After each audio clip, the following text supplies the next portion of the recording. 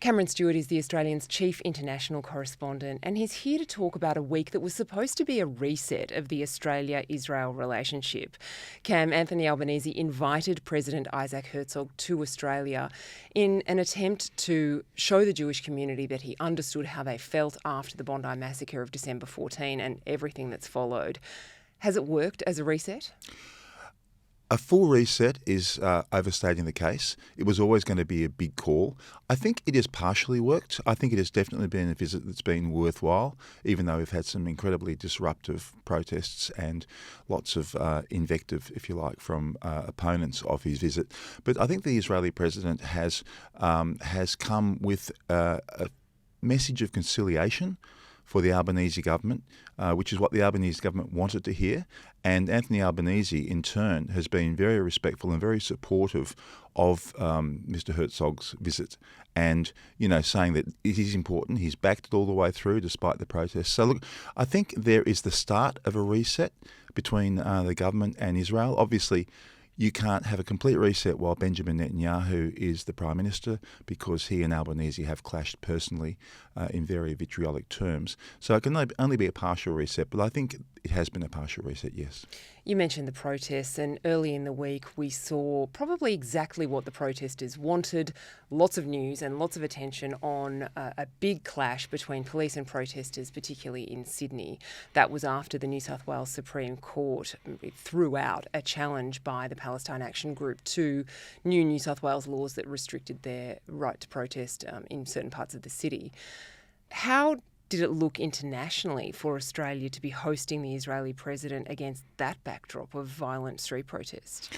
Look, I mean, those protests were always going to happen, and the rights and wrongs of the protests in Sydney, are being debated. But the bottom line is that group of protesters tried to march, and they weren't allowed to under the court laws, and so that's when the clashes happened.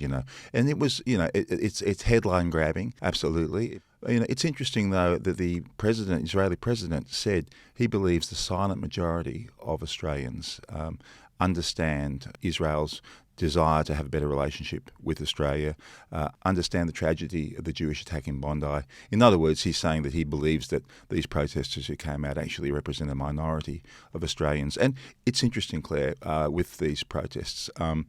They've come out in reasonable size and numbers during the president's visit, but we didn't see these protesters at all when the flower of Iran's youth was being slaughtered on the streets of Iran by a repressive theological regime. These were innocent Muslim civilians dying, and yet there was did not hear a peep from these protesters, and yet they're out here because it's Israel. Mr. Herzog said that he believes that is anti-Semitism. It's an example of it. And you can go beyond that, actually. You can look at other Middle Eastern countries where there's been innocent civilians killed, Muslim civilians, Yemen, Iraq, Syria. Again, no protests. It does beg some interesting questions about why this is so much the fashion to protest in relation to Palestine and Israel. At those protests, we heard the chant again, from the river to the sea, and globalise the Intifada. One person chanting that was Grace Tame, the former Australian of the Year, prompting controversy about whether or not she should be stripped of that honour. Chris Minns, the New South Wales Premier, has not been able to ban that phrase. And the protesters clearly were taunting him with that on the steps of the town hall. What do you think about where we go now in terms of banning phrases and certain strings of words? Are we going to get there, or do you think it's evident now that it's not going to be possible?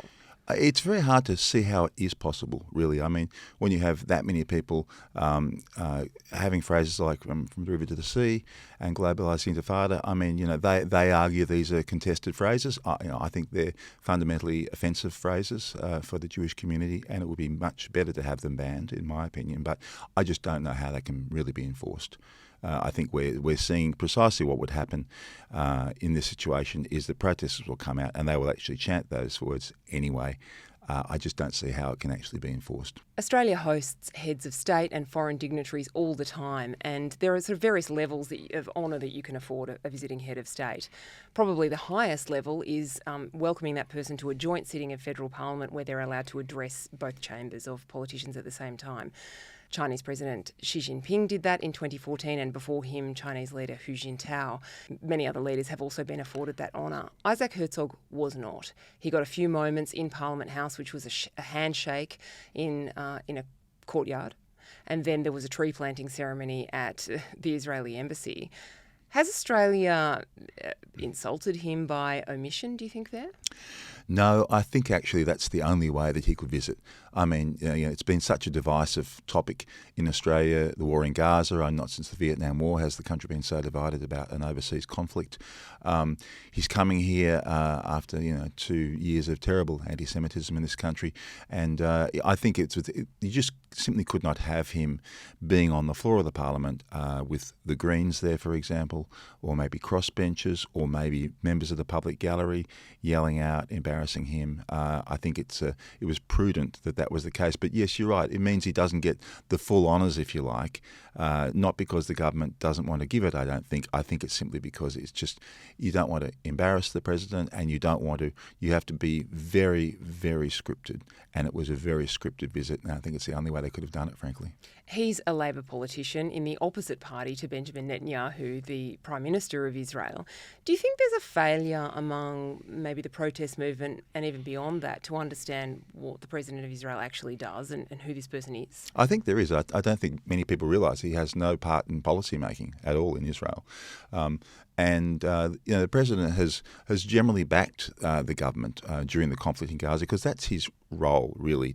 In a time of peril for Israel, he can't really be affording to take on his own government. But yes, he's a governor general type figure. He's a head of state, and I think the protests against him coming to Australia were misguided, precisely because of that. I mean, he was coming as the head of the only Jewish homeland to comfort Australia's Jewish community after the massacre in Bondi and after, frankly, 2 years of anti-Semitism. And that's why he was here. And I think that was... and people who opposed that are really saying to the Jewish community, you don't deserve to have the head of state of Israel come and comfort your community. And, I think that's a fairly cruel perspective. And that's something which I think the opponents of his visit just didn't take into account or just didn't care about.